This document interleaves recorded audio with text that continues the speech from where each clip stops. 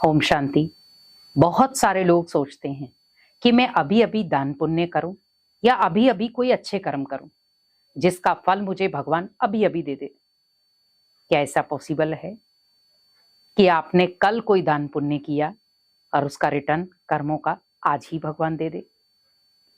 हमेशा याद रखें कि जितना लेट हमें उसका फल मिलेगा उतना वो पका हुआ मिलेगा, लेकिन जितना जल्दी वो फल हमें मिलेगा उतना वो कच्चा मिलेगा। अब हमें कच्चा फल स्वादिष्ट लगता है या पका हुआ? तो कच्चा फल हमें कई बार शारीरिक रूप में रोग भी देता है, लेकिन पका हुआ फल कभी भी हमें रोग नहीं देता। और डॉक्टर भी आपको कई बार क्या कहते हैं, आप फल फ्रूट खाओ। तो इसी प्रकार सोचें कि हमें जीवन में कोई भी कार्य ऐसा कर रहे हैं जहां पर आपको पता है कि इसका कर्मों का फल बहुत अच्छा मिलेगा, वो पुण्य कर्म है, लेकिन उसकी इच्छा मत जताओ कि भगवान मैंने ऐसे किया, कि भगवान मैंने ऐसे किया, मैंने इतने हजारों का दान किया और आप मुझे लाखों में देना। बहुत सारे लोग करते भी हैं ऐसे कि भगवान हम आपको 101 का प्रसाद चढ़ाएंगे, आप मेरी ये मुराद पूरी कर दो। मैं ऐसे चल के आऊंगा, आप मेरी ये मुराद पूरी कर दो।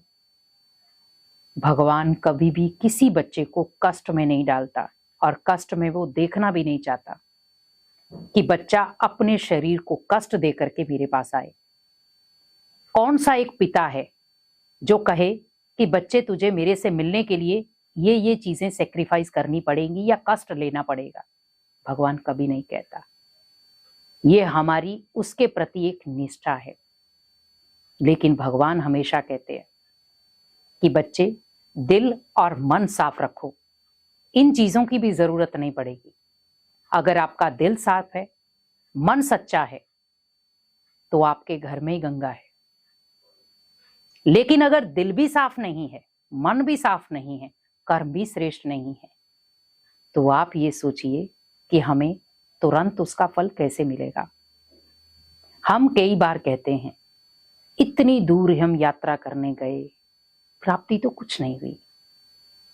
आप यात्रा करने गए थे, क्या सोच कर लेकर गए थे यात्रा, और किस सोच के साथ आप गए थे कि मुझे तुरंत मिल जाए? नहीं, भगवान भी कई बार हमारी परीक्षाएं लेता है। आपने कई बार देखा होगा किसी जगह दर्शन करने गए, उस स्थान तक पहुंचे ही नहीं, और अगर दर्शन कर लिए तो घर तक नहीं पहुंचे। तो ऐसा क्यों हुआ? क्योंकि कहीं ना कहीं कर्मों की कुछ ना कुछ चोटें बाकी थी। हिसाब किताब कंप्लीट। तो इसी प्रकार हमें ध्यान रखना है कि कर्मों का फल अगर तुरंत मुझे मिल रहा है या तुरंत फल लेने का अभिलाषी हूं, तो मैं कच्चा फल खा रहा हूं, पका हुआ नहीं। और अगर मुझे पका हुआ फल खाना है तो मेरे अंदर धैर्यता की शक्ति होनी चाहिए। मुझे धैर्य रखना है, और ये धैर्यता बहुत बड़ी शक्ति है। क्योंकि जो व्यक्ति धैर्य होता है, धैर्यवान होता है, वो अपने जीवन में भले कुछ भी उतार चढ़ाव हो जाए, बहुत सब्र से पेश आता है। लेकिन आज की दुनिया थोड़ी जल्दबाजी वाली है, फटाफट से कुछ मिल जाए, फटाफट से कुछ मिल जाए। लेकिन आप याद रखें कि हम कोई भी चीज को पाने के लिए अगर हम जल्दबाजी करते हैं तो वो कई बार लॉस भी कर देती है। और आजकल हम यही कर रहे हैं। हम जल्दबाजी में बहुत सारे डिसीजन ले लेते हैं, बहुत सारे ऐसे जल्दबाजी में कर्म कर लेते हैं जिसकी बाद में हमें कर्मों की सजा मिलती है, कर्मों का फल नहीं। हम कई बार किसी को दुख देकर आते हैं, घर पर आकर बहुत खुश होते हैं, आज मैं उसको जवाब देकर आया। खुश मत होइए, वहां पर आपने कर्मों का हिसाब किताब बनाया है, और वो भी पाप कर्मों का। क्योंकि पाप कर्म एक ऐसे कर्म हैं जो सिर्फ भगवान की याद से खत्म होंगे। तो जीवन में बहुत सारी ऐसी चीजें आती हैं जहां पर हम छोटी छोटी बातों में पाप कर्म जमा कर लेते हैं। कई बार उसका तुरंत हमें जवाब भी मिल जाता है। हमने मान लो घर में किसी के साथ लड़ाई की और फिर ऑफिस में गए, वहां भी किसी के साथ हमारी लड़ाई हो गई, कर्मों का डायरेक्ट आंसर मिल जाए। और फिर हम कहते हैं हमारा तो दिन ही खराब था। दिन खराब नहीं था, आपने दिन की शुरुआत खराब की है। क्योंकि जब आपकी दिन की शुरुआत ही पॉजिटिव होगी तो आपके पूरा दिन कर्म भी पॉजिटिव होंगे। लेकिन आपने दिन की शुरुआत ही एक नेगेटिव वे से चालू की, तो पूरा दिन भी कैसा जाएगा? नेगेटिव वे से जाएगा, लड़ाई झगड़े में। अब शुरुआत ही आप लड़ाई झगड़े से कर रहे हो, तो एंडिंग भी तो लड़ाई झगड़े से होगी। और फिर हम घर पे आते हैं, फिर हमें वहां का एग्रेशन जो है वो घर पे उतार देते हैं, तो घर पे भी आके लड़ाई। और घर वाले सोचते हैं आज इन्हें हुआ क्या है, सुबह से लेकर शाम तक लड़ी रही है। तो कुल मिला के वो कर्मों की सजा है, तुरंत मिल गई वो, मन स्टेबल नहीं। तो हमें मन को स्टेबल करना है कि कहां कहां मैं गलत हो रहा हूं। तो कर्मों का फल हमें कभी भी ये इच्छा नहीं रखनी कि मुझे तुरंत मिले। जब भगवान को देना होगा दे देंगे, नहीं देना होगा कोई बात नहीं, लेकिन मुझे श्रेष्ठ कर्म करने हैं, वो नहीं छोड़ने मुझे। अगर मैं श्रेष्ठ कर्म करना छोड़ रहा हूं तो कुल मिला के मैं पाप कर्म की ओर चल पड़ूंगा। कई बार हम कहते हैं भगवान तो मेरी सुनता नहीं है, भगवान तो मेरी मानता ही नहीं है, भगवान मेरा साथ नहीं देता, इसीलिए मैं जो करना चाहूं मैं करूं।